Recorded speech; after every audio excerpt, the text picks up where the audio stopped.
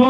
আল্লাহ বনি বাঁচলো পানি শুনে পানি উতল পাতা